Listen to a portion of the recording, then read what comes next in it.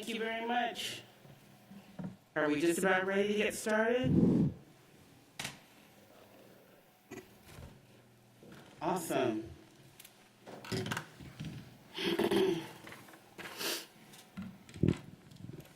Welcome, everyone. Thank you for being here today. We have received regrets from Dr. Mosley and Mr. Johnson, who had both intended to be here and are not able to be here. And so we will move forward. We will move the approval of our minutes to our next meeting. I do want to recap a couple of things from our March 23rd meeting that are noted in our minutes. If you look at them, in the first 7 pages, Mr. Austin did an excellent job of going over the strategic planning process that began February 16th and is going to culminate August 11th, and the different groups that are giving feedback into that process. But the thing that I was most excited about is the information that is summarized in the last 7 pages, and that is the work that the district is doing to learn about learning loss and to really assess it and do a deep dive into that information. So thank you to our team, Ms. Hale and Ms. Davis-Brown, for a really good set of minutes. That's a good source of material for community members who may want to see the links to the presentations that were given and the summary of our discourse. And so with that, I welcome you to this meeting and I offer the opportunity for comments to our superintendent, Dr. Levatt. Good afternoon, Madam Chair and board members as well as staff. We are appreciative of the opportunity to explore this issue again with you, and we look forward to also hearing from staff on other pertinent items. I'd like to take this time to offer thank you to the staff for making sure that the information is correct, even though at least on learning loss there are still some changes underway as we extend, as we typically do, but certainly more so during this period, an opportunity for students to continue to submit their work so that grades can accurately reflect their effort. So thank you very much. I look forward to today's meeting. Thank you. You'll note at this time that we've added a half hour to the meeting to allow us as a group to benefit from discussion on the material that we're reviewing. We didn't have that opportunity in our virtual meeting last month, but we certainly have budgeted for that time. So with that in mind, I'm happy to turn the agenda over to Mr. Austin. Good afternoon. Thank you very much. We're going to start by briefly reviewing our strategic planning process. So February 16th, WSBA worked with the Superintendent's Cabinet through the SWOT analysis activities. And again, on March 10th, GSBA, the Georgia School Board Association, worked with our board with the SWOT analysis activities. On March 24th, we held internal focus groups and external focus groups virtually. And again, working and collaborating with the Georgia School Board Association. On April 6th, the community survey was launched to gather community feedback. That survey has closed. That survey currently has over 1,700 responses. The survey was promoted through a central office call-out, a central office email blast, a press release to the newspaper and the television stations, as well as there was individual promotion from our school principals as well. And April 27th, that takes us here to this Board Accountability Committee meeting for this update. The next part of the road, next week, May 5th, during the informal board meeting, Georgia School Board Association will engage the board on a discussion of mission, vision, and beliefs. And just looking at the various phases of the strategic planning process. In our pre-planning phase, that is where we plan with Georgia School Board Association and GLSI to identify focus groups, schedule our various meetings, draft a communication plan, gather data, and then in our needs assessment SWOT analysis phase, and again, Georgia School Board Association worked with our focus groups, the superintendent's cabinet, and our school board.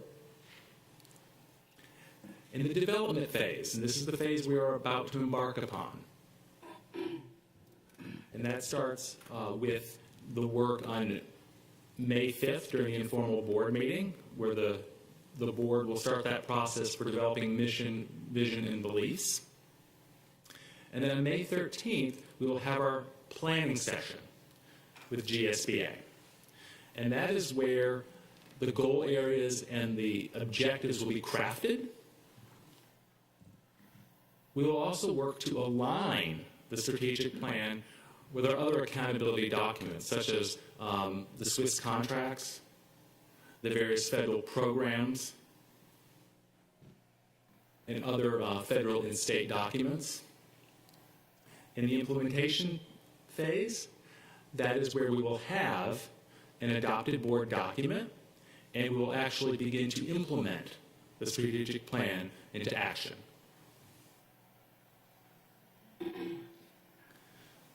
And here really is a nice little timeline of all our activities. Right?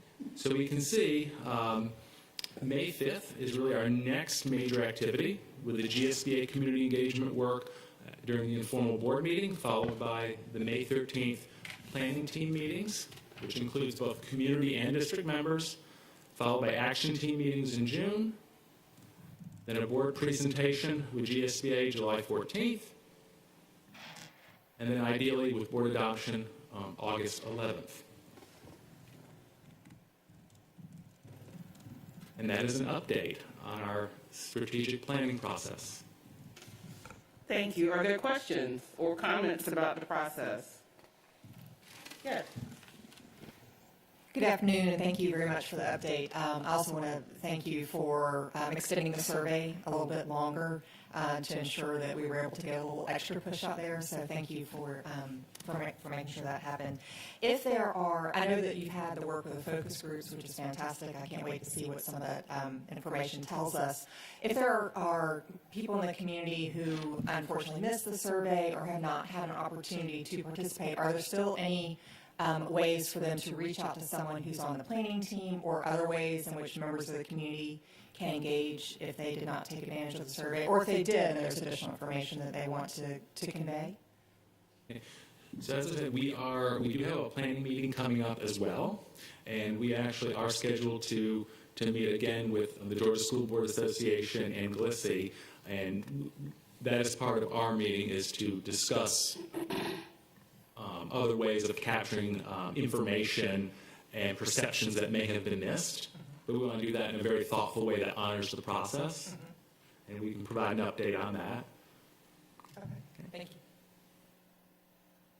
I would like to make a comment about the process that I think that came up maybe during the board workshop, and I think that it's important that folks notice that the process is not a cycle where the priorities are being discussed and then brought back to the board for discussion again, as we did in the workshop, but it's actually a timeline where the board participation was one component, but then there are lots of other groups across the district that are contributing to the planning. And I think the first time we had the discussion about it, there seemed to be a feeling that it was going to be a synthesis of the board priorities primarily, but there's so many other operators in the district that are contributing to that that's not actually how we're doing it. So I kind of want to manage that expectation. I don't know if you want to comment on that, Mr. Austin, but I'm looking at slide number 4, where it does come back.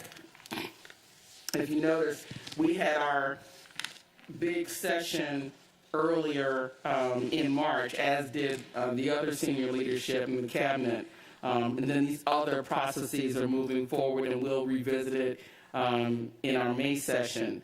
But then we'll get the final composite that represents all of the groups that have participated near the end of the summer.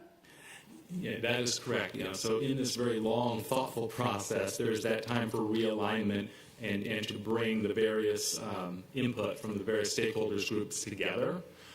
And I believe we mentioned other opportunities for input because we do want to align to other documents such as the federal programs document, which also relies on perception data. That's another way that other more voices can be heard, but through different avenues, and bringing those together through this process. We've not done that before, so we're not doing it wrong, we're doing it better. Yeah, that is correct. That is correct. So that we have a cohesive and comprehensive accountability system. Thank you. Ms. Grabowski, and then Ms. Hall. I certainly applaud aligning of the other plans and certainly those that are mandates and requirements that we have to meet from state and federal programs. Just as I know this is a very detailed thing, but in the plan development, I hope that this will be a document that the community will also refer to and understand how it guides our work as a board and as a district. So in thinking about how those are laid out throughout the plan, being able to identify those specific federal and state requirements, I think it can also be a great educational opportunity for members of our community to better understand how those different regulations and requirements filter down to the local level. That's an excellent point. Mr. Austin, I was just wondering how much of a part Mr. Jackson, Page Cooley play in these ongoing meetings. So is it almost like people can bring their ideas and brainstorm and all, or is there at some point a meeting of ideas and budget so that we know that going forward everything is going to pan out? Okay. Finance has been represented at every single step of this process. Okay. Yes, absolutely. Absolutely. Yeah, Dr. Hall, just remember the whole process focuses on the 4 categories of the SWOT analysis, so that everything is up.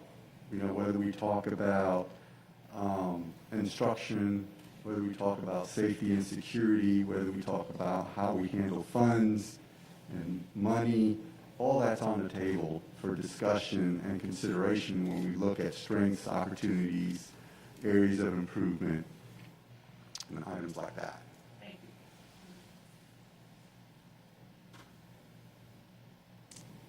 Please continue. Okay. Thank you so much.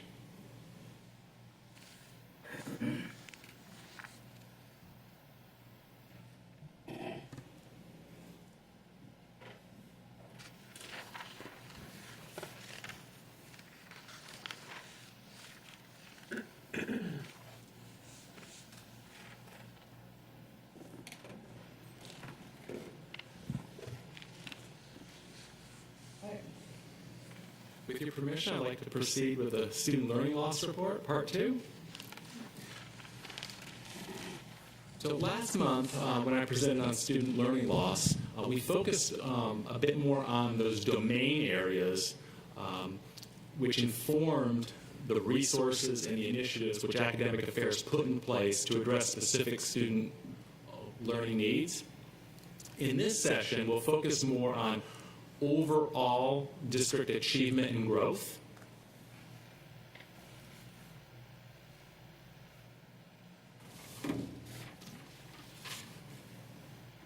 And just to explain the purpose of our research and our report.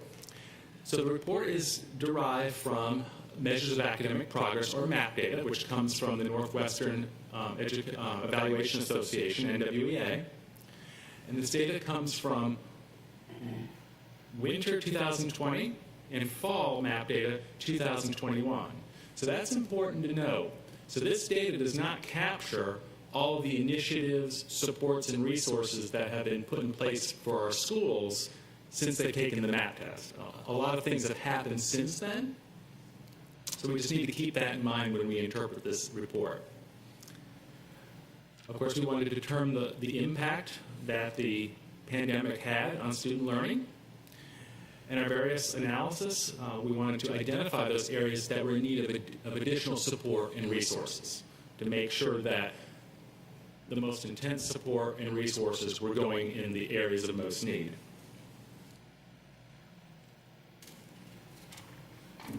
Okay. So in this figure, we're looking at median fall achievement percentiles.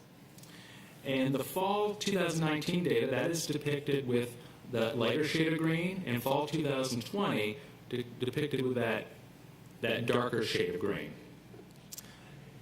Now, district results were very consistent with NWA's learning loss study, with their national study. We seem to follow that national trend in just about every category. The columns look at cohort grade level achievement data. So this is important. Now, NWA did not use cohort data in their study. We did, because we've done that historically. Now, we can see when we look at English language arts that achievement is comparable against the previous year. And again, that also follows that national trend. There were less declines in reading achievement nationwide. However, when we look at math, that is where we do see some declines in achievement, particularly in 6th grade.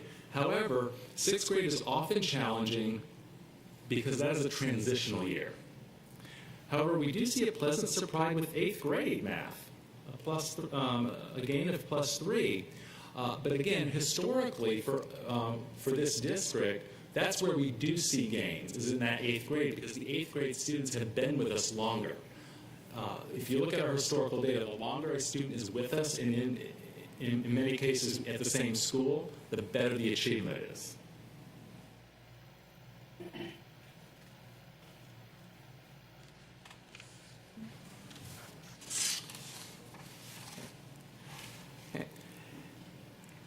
Now, in this graphic, we're looking at the variation or change in RIT scores or scale scores, right?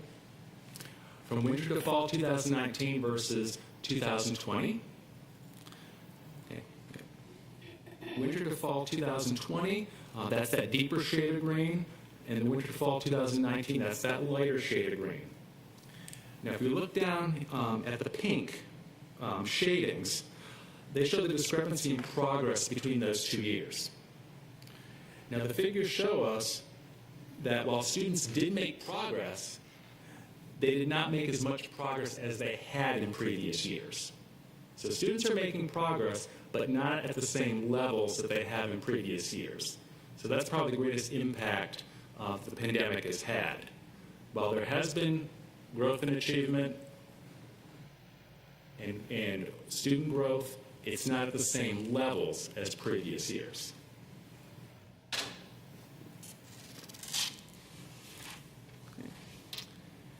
Now, in this figure, we're looking at fall-to-fall growth percentiles. Now, our growth percentiles are based on what we call the Colorado growth percentile, and that looks at similar performing students, so students with a similar score history. It's basically a comparison within the normative group of students with a similar score history or their academic peers. Now, when we look at English language arts, our students are on par with their academic peers nationwide. However, when we compare them against our own data, they still are not growing as much as they had in previous years. Now, in math, the declines in growth are more significant, particularly most of all in grades 4, 5, and 6. Now, before we go to academic affairs portion of this presentation, I want to do a little refresher from the last session in March. What we identified when we looked at the domain data in English language arts, our greatest area of need was informational and literary text. And in math, it was algebraic thinking and numbers and operations. And with that, I'd like to introduce Ms. Ball Oliver. Thank you. Welcome, Ms. Ball Oliver.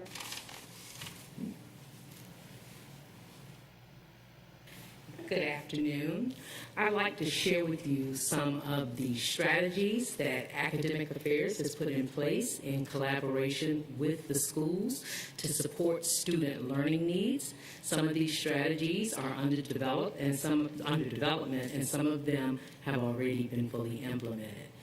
First, we have schools looking at their use of their master schedule as a tool to support learning structures, and that could include double dose or blocking ELA and mathematics so that students receive 2 blocks or 2 periods per day in those subject areas, and also looking at how they utilized independent learning days to provide individualized instruction as well as small group remediation and acceleration when they were doing that on Wednesdays.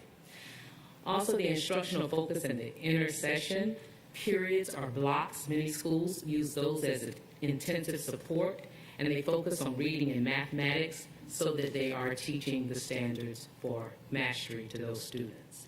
Some of our teachers have had really flexible schedules, and they're providing instruction online outside of their scheduled times.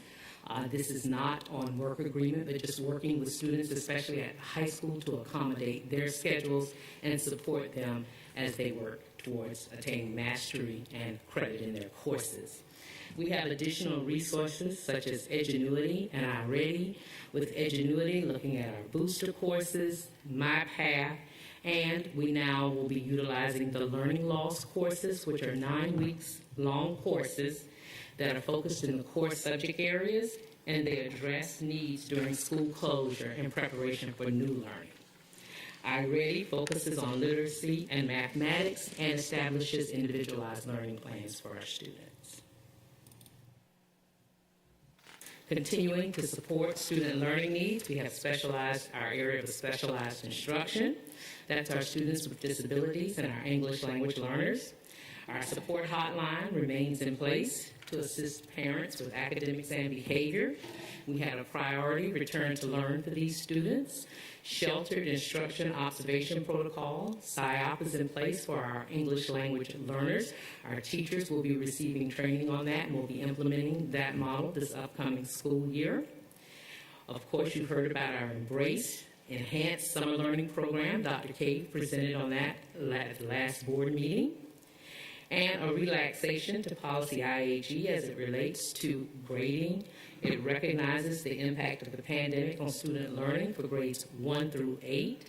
And then, of course, Academic Affairs is working with all schools to develop a continuous learning plan for grades pre-K through 12. And we have a focused, data-driven instructional system where we assess student learning, and we're making sure we work with our teachers and our schools to adjust instruction to meet those needs based on the assessments. And they have very focused reteaching plans that identify the gaps and the standards not mastered, and then they scaffold the learning to meet those while continuing with the new learning. So those are some of the strategies. Both of these slides are not an exhaustive list because we continue to work on that. Questions? Thank you. Are there questions or comments? Mrs. Hall? Ms. Ball Oliver, what grade would you give us as a district if the question were asked, are teachers assigned to teach to their strengths, especially in grades 3 through 8? What kind of grade do you think we will get, just off the top of your head? So I would hate to assign a grade and misgrade and not grade on that. I think every school looks at the strengths. When principals build their master schedules, that's one of the strategies for building a really good master schedule is to assign teachers to their strengths. I know that we look at the content strengths, and there are certain required certifications that go with grades 6 through 12. And then I do know that there's some actual content strength assigning when you start talking about the elementary grades, but also then looking at teachers that may be strong in certain areas and being very focused in how you schedule your students as well as your teachers so that you have a good fit. So I don't know if I would assign us a specific grade, but I can tell you some of the work that we do to make sure that we're doing a good job of utilizing the master schedule as well as the manpower that we have in our staff to be able to support our students' learning needs. Well, let me ask one further thing. Do you think, where I guess we can't require principals to actually look at that and do that, so that if Dr. Hoskins Brown and me were teachers, third grade teachers, that they would make sure that she was teaching science and that I was teaching English language arts as opposed to reverse, which would be very detrimental to the kids if, I'm the one doing the science. So how much emphasis is put on these principals to make sure that that happens? That's what I worry about, that you have two teachers teaching math at 5th grade, and one is totally steeped in it, and the other one has a cursory knowledge of it. So I just wonder how, and Dr. Levette, maybe you could answer that, how much do we make sure that our principals are actually actively doing that? Our principals are required to observe classrooms, and in addition to observing, they match what they're seeing with what the lesson plan says. Sometimes there's a lot of congruence, sometimes there isn't, and sometimes there isn't for obvious reasons, that the children have demonstrated that they haven't learned, or that there is some missing information on either side, that they may make the adjustments, so we may not always see. Principals are not the only persons who observe classes. Each of the associate superintendents, as well as school improvement directors, also do it. I also sit in on classes. So I'm not there to evaluate teachers, but I am there to see what they're doing. And we have a process that is an audit where we will ask for lesson plans for a particular grade level or teachers randomly, and we will go in and observe and give feedback to the principal. We cannot give feedback to teachers. That's not our role. Very often when we hire, we're hiring a person based on the breadth of their certificate, meaning what grades can you teach, what topics can you teach, and we try our very best. In fact, we're required to do as much matching as possible. We do have people who have other interests that are outside of their certification areas, and they have amassed a lot of information in those topics, but they may not be able to teach them those particular topics. That's why in middle school and high school, and also for camp experiences and other experiences, people often will teach those topics because they're not necessarily for our credit toward moving to the next grade. But we try to maximize the strength and the interests of our teachers. We're not always able to do that, but that is our intent.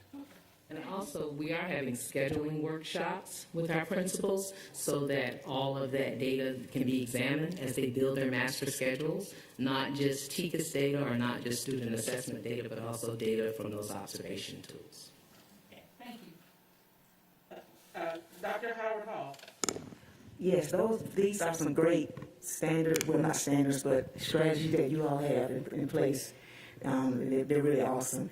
Have you had to make some major adjustments with your pacing guides to ensure that the teachers are staying on track to identify the standards for individual students, as far as the amount of time that they're spending in those classes, the class periods, the minutes, sessions? Constantly. So yes, those are having to be adjusted and examined.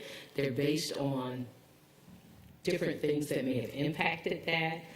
They're based on assessments, they're based on observations, and so curriculum and instruction, along with our school improvement directors, they actually look at those pacing guides, make the necessary adjustments, And also they have teachers' input on that as well, so that it's a collaborative effort and look at adjusting the pacing so that students will be successful, but making sure that you have actually taught and students have mastered the critical key standards as they move forward to the next grade.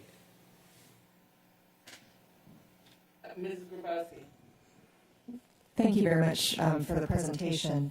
A couple of questions. Can you describe again, I'm sorry, the sheltered instruction observation protocol?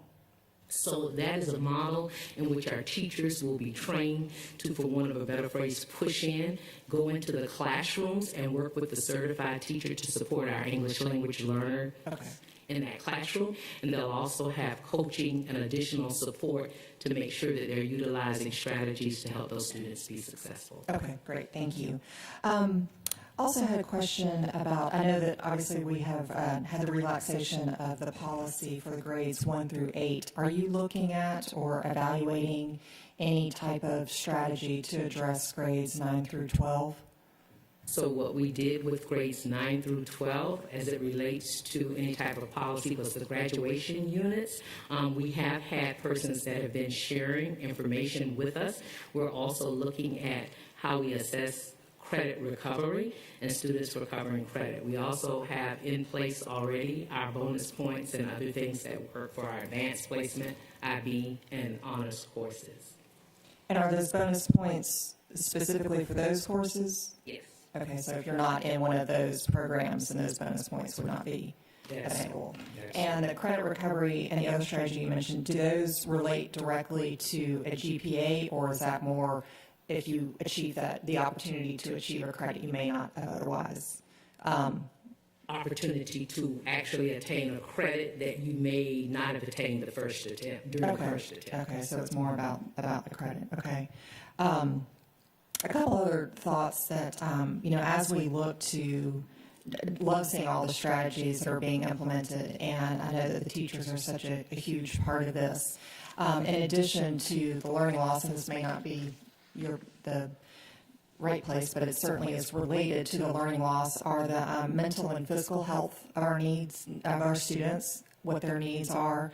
And I think as we look to the opportunities that we will have as a district with the CARES funding that we will be receiving, look forward to seeing how we can address those students' needs from a mental health and physical and social health perspective. I know that during the Embrace presentation, Dr. Hancock talked about the rooms for the sensory needs children, and I think those types of strategies are really important for us to be thinking about as we look at the holistic well-being of our children. So thank you for your presentation and the information.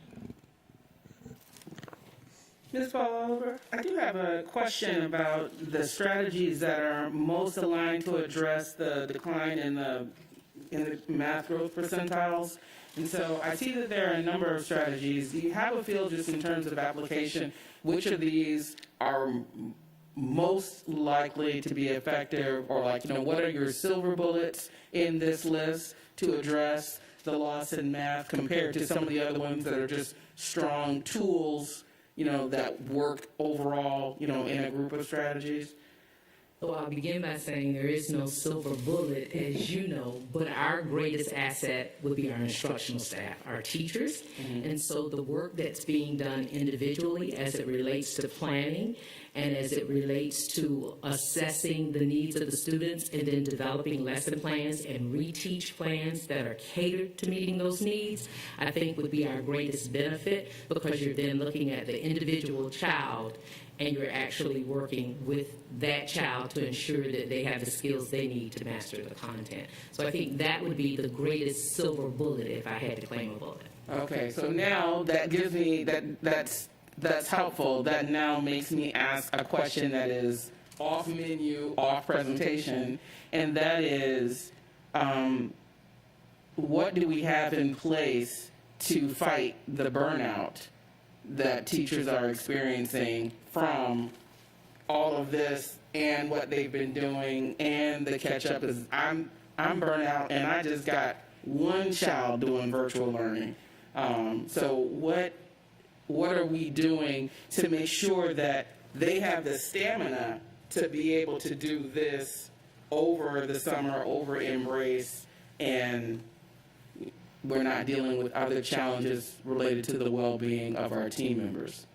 And I can tell you that when we talk about SEL and what we're doing with CARES Act funding for our students, that we're not just looking at it for students, we are looking at it to support our staff as well, all of our staff, classified and certified, tools that will actually assess some of those needs and then provide our counselors, our social workers, if they utilize them, with specific strategies and plans to assist them. I do know that our program coordinator for school counseling has also worked with principals to actually have plans in place to support their staff as well as their students to address some of those needs. But that continues to be an area that we have to watch and put a focus on in order to support them. Yes, ma'am. Thank you. Okay, Mrs. Hall and then Mrs. Grabowski. And Dr. Levesque, did you have a comment? Okay. Mrs. Hall? Just real quickly, piggybacking on that, it seems to me, I know that we must have paras in pre-K, kindergarten, and maybe first grade, I'm not sure if we have to have a para in the room for first grade classes, but I know for pre-K and K. Just something as simple as that, having an extra person in the room, if we have the funds to afford that, would that not be in itself a way to take some of the burden off of our instructors? If there was someone there to, work with this kid while I'm doing this over here, not just in those very low grades, but in these critical 3 through 8th grade, is that a possibility? So yes, ma'am, additional support, provided they're trained and can assist to help with small groups and instruction, is always a welcome benefit, or an added benefit, let me say that, to our classrooms. But of course, making sure that our teachers have very tight plans around how that support is structured, how it's utilized, and the impact that it will have. But definitely additional support is always welcome in the right way in our classrooms. Ms. Grabowski? 2 other questions. Are we looking at ways to encourage peer-to-peer instruction between students to help address learning loss? So yes, as part of our toolbox of strategies, our teachers do have means for allowing collaboration as well as peer-to-peer support in learning, and actually peer-to-peer support in terms of teaching as well. Great. There's so much value in that peer-to-peer, I think. And the other question I had was this, and this might be for Mr. Austin. So I know that the data that we have is based on the testing. We don't have that for all grades. Do we have, and I know so much of what we're looking at and listening to are the teachers, as we should be, and understanding from them where they're seeing that learning loss. Do we have any other data points that we're looking at for the grades that are not reflected in the report, either the lower, and I know the younger ones are probably more difficult if you don't have that testing, but in particular for the upper grades as well. Do we have any data points that we're referencing? So while our grades, our upper grades, 9 through 12, do not take MAP testing, we do have an assessment strategy in place. It tends to focus on the 8 specific courses, American Lit, 9th grade Comp Lit, our Algebra 1, geometry, physical science, biology, econ, and U.S. history. And we do have unit assessments, common unit assessments for all of our high schools, as well as a pre-assessment and a mid-benchmark and a post-assessment, so that we can assist in providing support in that area.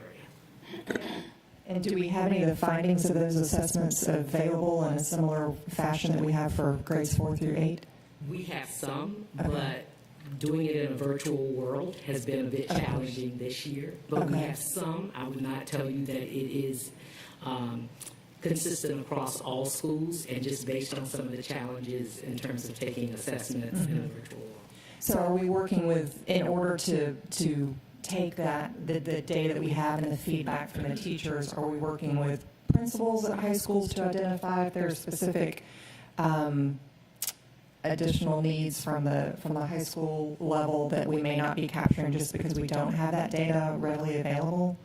So yes, we have a school improvement director as well as a learning specialist, and they actually work along with myself, high school principals, teachers, and they work with curriculum and instruction, the actual teacher specialists, and they work with those teachers in terms of planning around that data. So you may have ninth grade comp lit data, but that helps inform the planning and support structures in the 10th grade composition and literature class because you're looking at that data to plan for that course. And how does the transition between the middle school to high school, the translation of that information occur when you're, or at any point when a student is changing from one school to the other? So data and accountability does provide for our high schools. They do receive the math data so that they're able to look at the ELA and the math, as well as the middle school principals receiving those scores for the elementary students. And it does help inform planning as well as scheduling, as well as some of the support structures that the schools build. That's some of the data I referenced in terms of our principals working when they're building their master schedule. Okay, thank you. Dr. Howard Hall. Yes, I just like to say as a teacher is going to teach. Everything that you have discussed is nothing new. Everything that you said, you've been doing it pre-pandemic. When a teacher teaches, they teach as if there's learning loss, especially when they return after the summer. It looks like I know it looks busy, it looks like it's a lot when you look at it on paper, but trust me, when school starts, there might not be a silver bullet, but I would call it the bronze bullet, and that is that pacing guide. Because that pacing guide, it pretty much directs everything. The other day, my son had a conversation, he said, pacing is everything. I said, what do you mean by that? He said, I went jogging at Lake Mare, and I started out fast. And this older lady ended up passing me because I got tired. And next thing I know, she passed me. So pacing is just it's the most important objective in any lesson, any unit, any study is pacing. So once they get in the classroom, and I know it looks like we're overwhelmed, and it's a key word that Mr. Austin said when he came up here. He said, they all are showing progress, but not as much progress as the year before. So that means that they have not regressed. They continue to show progress. So I am confident when school starts, you're going to continue to do what you've been doing. Our teachers are certified, they're qualified, and I know that we're going to get through this. This is not just a county thing, it's worldwide. And I'm just looking forward to new beginnings. Thank you, Dr. Howard Hall. I think that's a wonderful way to reframe this, is that it's not, that progress is still being made. Thank you for acknowledging the teachers and also drawing that trend out in the data. I think we focused on the negative value rather than it representing just a change in progress. Thank you. Thank you, Ms. Ball-Oliver. So we have covered our 2 presentations on learning loss last month and this month, and I'd like to ask, can it find its way into the board accountability documents on our committee website? Yes. Okay, that would be terrific. I think there are, I've seen some email from individuals who would be interested in seeing these kind of data. So if we could have our documents, our minutes, and our presentations in that documents folder on the website, I think it would be really helpful. We will make sure that is done. Thank you. Do you have other things to share with us on learning loss or strategies, or does this conclude this component of the meeting? Just a big thank you to academic affairs, school leadership. This really is, to do these kind of reports, it takes a total team effort. We rely on the student information system. We rely on our testing office. There are multiple offices working in concert along with our data analysts and psychometricians. Because MAP is taken remotely, technology is extremely important, but MAP is always taken online. So it really is a total team effort across departments and across divisions to make this happen. And this past year has really emphasized that need for teamwork. So I certainly will never take it for granted. And, you know, again, I'm very appreciative to everybody in the district for their support in what we do. And at this time, that concludes our presentation. Thank you.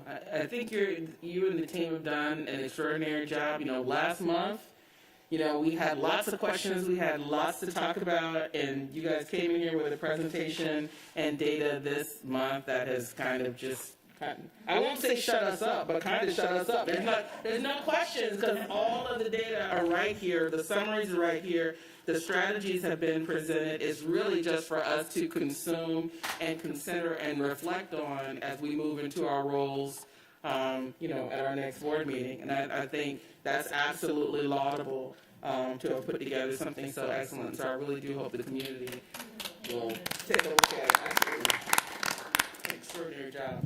Ms. Grabowski. I was just here thinking and reflecting on Dr. Howard Hall's comments of, you know, we're hearing so much about learning loss, and it is a challenge, and we do have to recognize the challenges that we faced, but we're making progress. It's just not as accelerated. So I don't know if there's a terminology we can use when we're talking about these strategies that doesn't have such a negative connotation, but presents, you know, that a little bit, I don't know, of a more true picture, unless I'm misstating.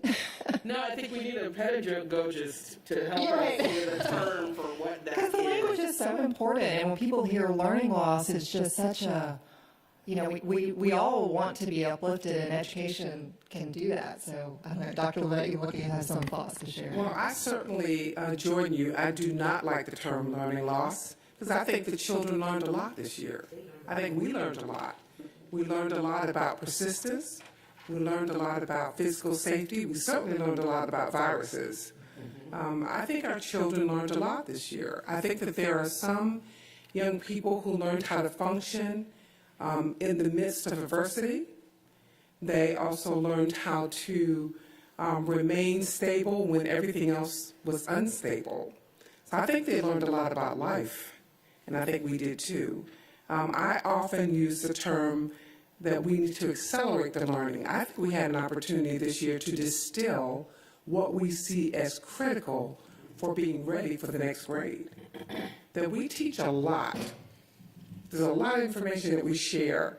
And I, as a person that my grandmother would call very learned, cannot remember some of the things that I was taught because I don't find it useful. I mean, if I have a problem with my back or spine, I have to go back and look up what the discs are. I don't remember that, but that's not what I use every day. I do use the term learning acceleration, unfinished learning. I don't use learning loss because I think it disregards all of the lessons that our children learned this year. I think some of our children learned the challenges of being an adult, and they learned what their families were going through. They learned how to tighten their belts. They learned how to prepare meals. They learned how to analyze and make good decisions. And some learned the consequences of making poor decisions. That's not in the curriculum in the district, but it's the curriculum in life. So I don't like learning loss. I don't tend to use that term.